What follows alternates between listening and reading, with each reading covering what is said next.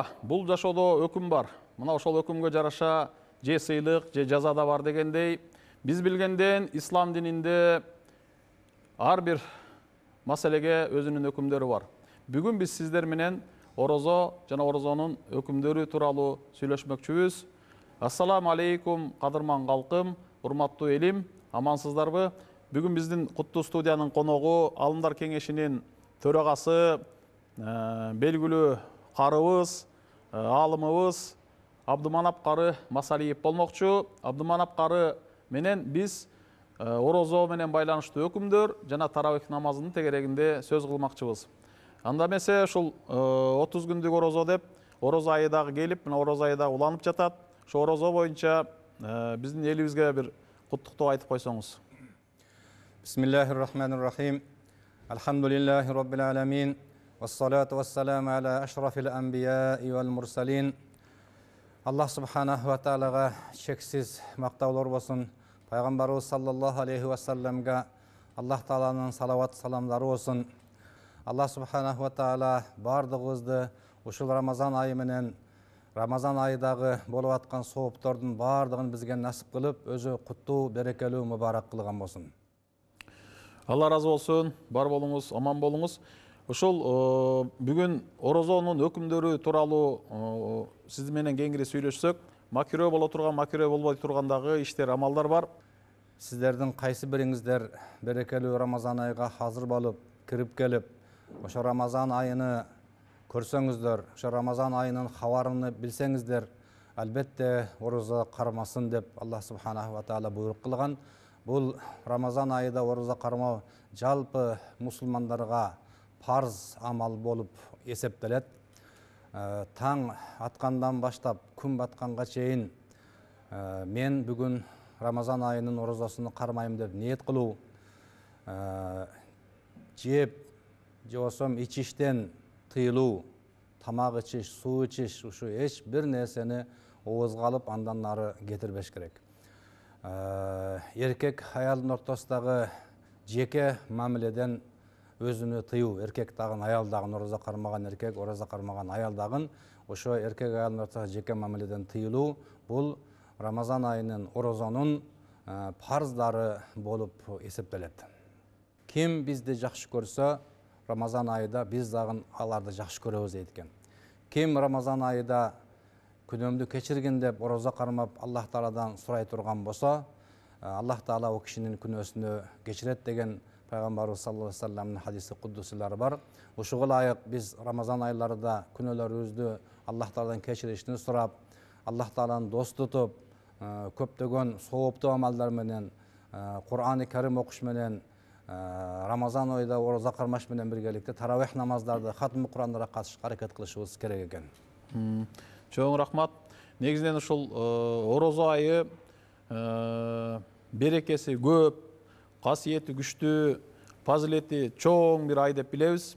Анан ушул орозо айында орозо кармап жаткан учурда орозо бузулушу мүмкүн болот кээ бир учурларда.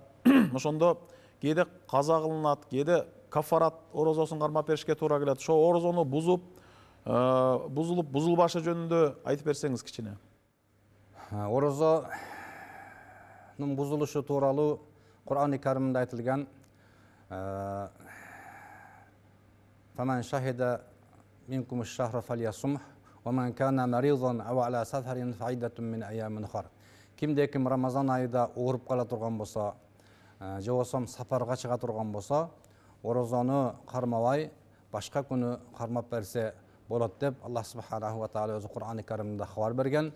Шуның үчүн кимде ким орозо кармаганга мүмкүнчүлүгү болбой калса, оору болуп кала турган болсо, ошо орозо кармаса оору күчөп кете турган болсо, ал киши орозону кармабай, орозо чыккандан кийин, же болбосо орозо күндөрүдө 5-6 күн кармабай жакшы болуп кетсе, жакшы болгон күнүдөн баштап орозону кармаш керек. Калган орозо кармабай күндөрүнү кармабаган күндөрүгө бир күнүгө бир күн орозо кармап бериш керек. Сапарга чыгып кеткен адам, 120 километрден ашык жерге сапарга чыккан адам орозо кармабай орозосуну ачып алса болот. Эртең менен орозо кармап, сапарга чыгып кеткен адам жолдо орозону ачып алса, ошол киши дагы бир күнгө бир күн кармап берет. Рамазан айларында дагы орозонун башка бузулуп калган жактары бар. Ал маалдарда кафарат деп коет. Bir күнүгө 2 күн, 30 күнгө 60 күн орозо кармап бериш керек. Бул кафарат өкүмдөрү качан болот? Кафарат өкүмдөрү орозо кармаган адам түшкө чейин кармап, мисалы үчүн курсак ач калып кетип же чаңкап кетип, атайылап, ошол оорубастан чарчадым деппи, ошол атайылап кастан ушу орозону ачып ала турган болсо, ошол адам орозого урматсыз көрсөтпөгөндүгү үчүн, Аллах Тааланын буйругуга түздөн түз каршы чыккандыгы үчүн ал киши bir күнүгө 2 күн кылып 60 күн орозо кармап берет. Андан кийин ошол эркек аялдын ортосундагы жеке мамилеге ошол орозо кармаган адам Рамазан айларында орозо кармап туруп, жеке мамилеге барып кое турган болсо, ошол аял дагы, ошол эркек дагы кафаратка дуушар болуп, bir күнүгө 2 күн кармап, 60 күн орозо кармап бериш керек. Эгер 60 күн орозону кармап бере албай турган адамдар болуп калса, ден соолугу начар болуп калса, ошол адам 60 мискин кембагал адамды эртең менен же болбосо кечкурун тойгузуп, курсагын тойгузуп коюш керек.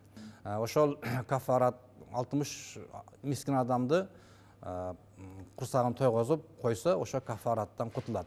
60 күн орозо кафараттын дагы бир эрежеси бар.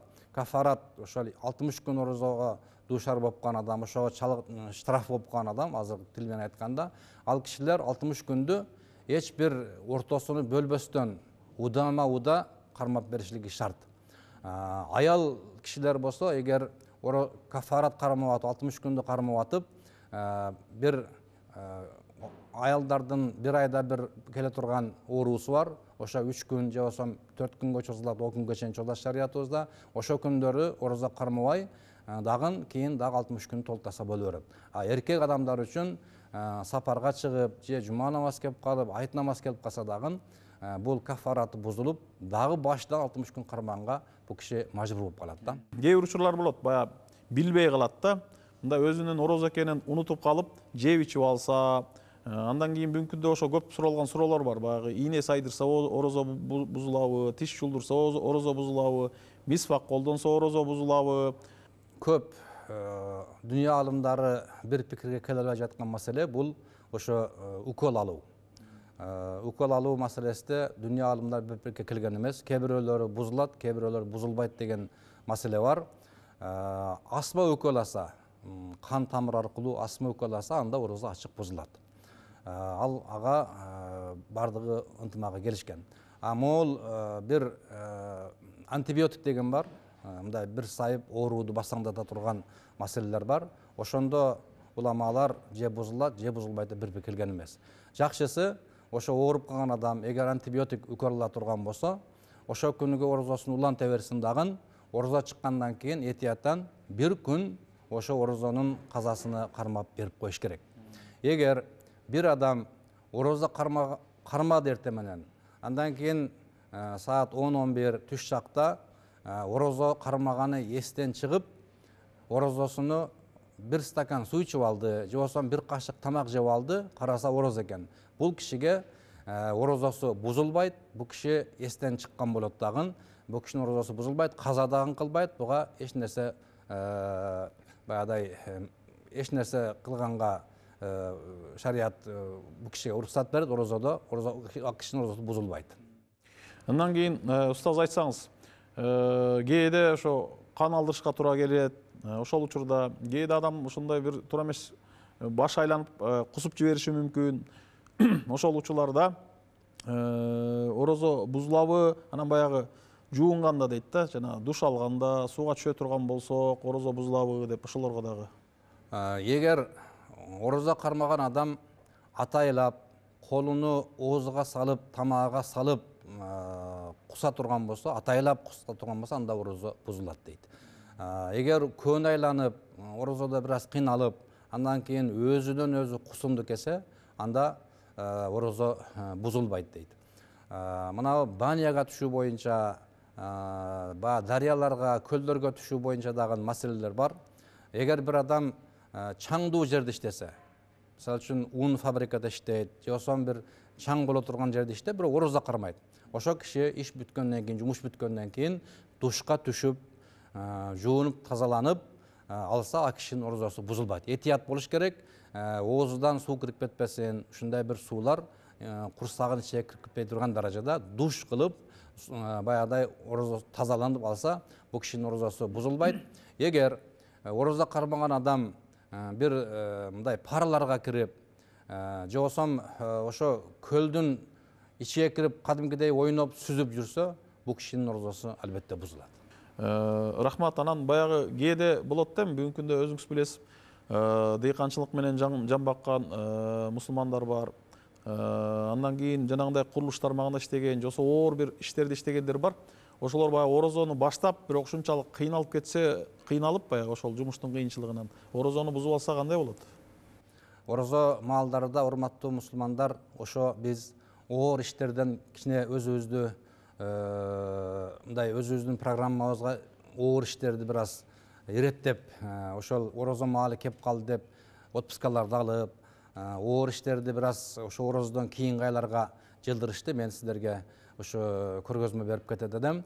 Эгер кыйналып кетип орозо ачып алса деле, ал жаңы өткөндө айткандай бул кафаратка кирип калат. Ал 60 күн орозо кармай бериш керек да. Устаз, ошондой учурда мисалы кол алымда иштеген адамдар бар да. Баягы иш берүүчү дегендей, ал ошол кол алымда иштегендердин баягы ишин жеңилдетип, балким уруксат берип, эметсе мындай сооп болобу? Пайгамбарыбыз саллаллаху алейхи хадистерде бар, кимде ким ушу Рамазан айы кеп калыптыр деп, ошо кол алымда иштеген адамдарга жеңилдик бере турган болсо, Аллах Таала албетте о кишинин ошол кесибиге берекет берип, күнөөлөрүнү кечирип, ошо жетекчиге көптөгөн соопторду вада кылган. Урматтуу жетекчилер, Рамазан айларында сиздер колуңуздарда иштеген, орозо кармаган адамдарга кичине жеңилдик беришиңиздерди мен суранып кетет элем. Чоң рахмат. Орозо кармаган, орозолуу адамдар үчүн макрөө боло турган, жана ошондой эле мустахап боло тургандагы амалдар бар да. Ошо орозо кармаган адам үчүн кайсы амалдар макрөө, мустахап деп эсептелет негизи? Орозо кармаган адам жалаң эле жеп ичиштен тыйылып, андан кийин курсагын ач калдырып жүрүп, мен орозомду кармадым дегенден алыс болуш керек. Орозо кармаган адам бирөө менен урушуштан, бирөөдү сөгүштөн, бирөөгө жаман айтыштан, бирөөгө жалган сүйлөштүктөн, бирөөдү гайбат кылышлыктан албетте бул адам өзүнү тыйыш керек. Эгер бир адам сиз менен урушуп, жакалашып кетсе, кечирип коюңуз, мен бүгүн орозо эдем, Рамазан айы деп, ошо кишиден кечирим сурап, мен орозомун деп, ошо кишиден урушпаганга аракет кылыш керек. Орозодо макрух амалдардан бар, алар оокаттарды даамдап көрүш, ошо окшогон макрух амалдар аябай көп. Намаз деген бул адамзатка жиберилген Алла Тааланын бир улуу белеги да. Намаз деген бул шүгүрчүлүктүн туу чокусу. Акырет күнү дагы ошол пайгамбарыбыз баян эткендей, эң биринчи сурак ошол намаздан болот да. Анан ошол өзгөчө орозого таандык бир намаз бар да. Анын аты таравих. Анан ошол таравих намазы жөнүндө, таравих намазынын сообу жөнүндө, өкүмү, тартиби жөнүндө бир аз айта кетсеңиз. Рамазан айында мусулмандар үчүн өтө чоң бир ийгилик бар десе болот. Рамазан айында мусулмандар, мынау бизнесмендер акча иштеп алыш керек деп бир айды кыш күндөрүдө, күз күндөрүдө ушундай бир өздөрүнүн бир бизнесмендер ушундай акча иштеп ала турган деген өздөрүнүн ойлору бар.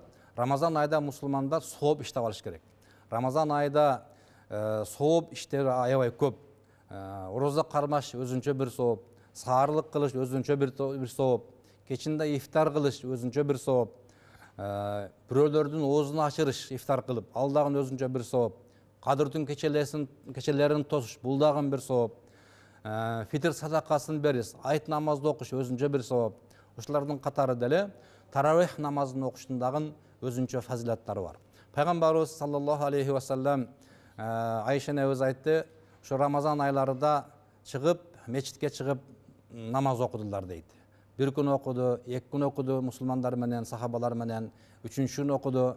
Кейін мұсылмандар ошо мечитке батпай абай көбөйүп кеткенден кийин 4-шү күнү пайгамбар саллаллаху алейхи вассалам ошо Рамазан айда куптандан кийин ошо мечитке чыкпай койдулар шу намазга. Кейін ошо сахабалар сураган экен, эмне үчүн чыкпай койдуңуз? Жакшы намаз экен дегенде пайгамбар саллаллаху алейхи вассалам айткан, намаз бул ибадат бары жакшы, бирок мен ушул намазды мен окуй берсем, силер менен кошо парыз болуп калышыдан коркум.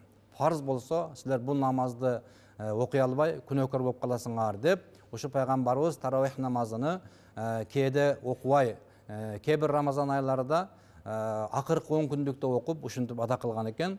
Негизи таравих намазы ошо пайгамбар саллаллаху ошо Рамазан айда кээ бир күндөрү чыгып, кээ бир күндөрү чыкпай, кыямыл лайлда окуган намаздар болуп эсептелет.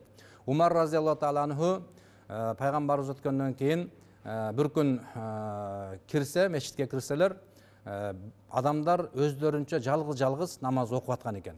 Ушунда Умар разияллаху таала анху буларды жалгыз окутпай, ушуну жамаат менен алдыга бир карымды коюп окуса кандай жакшы болот дегенде, сахабалар ошо Умар разияллаху таала анхунун акиши халифе домалда ошо кишинин айтканын кылып, Убай ибн Каб деген бу хафиз каламлы бар эди. Ошо кишинин алдыларга алып, Кур'ан-ы Каримди угуп, ошо окуп жатканды көрүп, Умар разияллаху таала анху "Ни'мал бид'a", кандай жакшы бид'ат болду бул, бид'ата хасана болду деп, ошо таравих намазы Умар разияллаху таала анхудан кийин бу киши башталган. Андан кийин таравих деген нерсе бул өзү мындай рахат алуу, эс алуу намазы дегенди билдирет. Сахабалардын убагында ошо 4 ракат окуп, же болбосо 2 ракат окуп, сахабалар кичине хадис айтып, эс алдырып адамдарды, андан кийин дагы намазды улап окуган экен. Шуның үчүн таравих намазы деп айтылып калган. Таравих намазыны пайгамбар саллаллаху алейхи вассалам 11 ракат окуган экендер. 10 ракат окуп, 1 ракат витр намазы окуган экендер. Андан кийин 23 ракат окуган экендер. 20 ракат окуп туруп, андан кийин 3 ракат витр намазы окуган экендер. Шуның үчүн биздин Имам Азам мазхабыда энди биздин ибадатыбыз көп болсун. Пайгамбар саллаллаху алейхи вассалам хадисте айткан: "Ман қама Рамазана иманан ихтисабан, гуфира лаху ма тақаддама мин замби." Кимде-ким Рамазан кечелерини сооптуу ишти менен иман менен өткөзө турган болсо, өткөн күнөөлөрү кечирилет деген. Шуның үчүн Имам Азам рахматуллаху алейх ошол биздин өзүнүн мазхабыга биздерге ошол 20 ракат таравих намазын окуңуздар, соогуңуздар көп болот деп бизге ошол Имам Азам мазхабыда Орто Азия мамлекеттеринде 20 ракат таравих намазыны окуйбуз. Таравих намазынын окуганда фазилаттары, күнөөлөрү кечирилет. Жаңы өткөндө айткан хадисте эле: "Ман қома Рамазана иманан ва ихтисабан гуфира лаху ма тақаддама мин замби." Ошол хадиске ылайык таравих Рамазан айларда биз өзүбүз ошол кечелерини, Рамазан кечелерини көп иман менен, сооп менен, намаз менен, ибадат менен өткөзсөк, Кудай Таалам күнөөлөрүбүздү кечирет деп пайгамбар саллаллаху алейхи вассалам айткандай, таравих намазы күнөөлөрдү кечиртет. Экинчиси, канчалык ибадатта көп турсак биз, канчалык саждада көп турсак, рүкүдө көп турсак, намазды көп окусак, Аллах Таалага таравих намазы бизди жакындатат экен Рамазан күндөрүндө. Үчүнчүсү, бул Рамазан айларда сооптор азафа музафа, баядай эселенип берилет.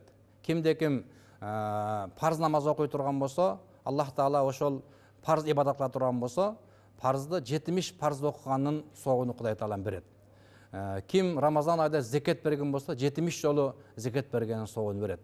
Кимде-ким ошол Рамазан айда нафил, сүннөт намаздарды окуй турган болсо, Аллах Таала ошол намаздардын бардыгыны парз намаздын ордуга кабыл кылат деген экен. Шуның үчүн биздин сообуз көп болсун деген максаттагын ошол 20 ракат биз таравих намазын окушубуз керек. Төртүнчүсү, ихтимал булуг лайлатул кадр. Аллах субханаху ва таала ушул Рамазан айыга бир кечени бекитти. Кадыртын кечеси деп, муну жалпы мусулмандар билет, күтүп атат азыркы күндө. Аллах Таала ошо бардык мусулмандарды кадыртын кечесине жеткизип, ошо кеченин соогуну барз насип кылган болсун. Ар бир күнү таравих намазына 20 ракат окуп, көбүрөөк отуруп, ошол намазыбызды көбөйтө турган болсок, кадыртын кечесинин сообуга жетип калышыбыз мүмкүн экен. Себеби кадыртын кечеси кайсы кечеси болушуну бизге маалым эмес, ачык айтылган эмес.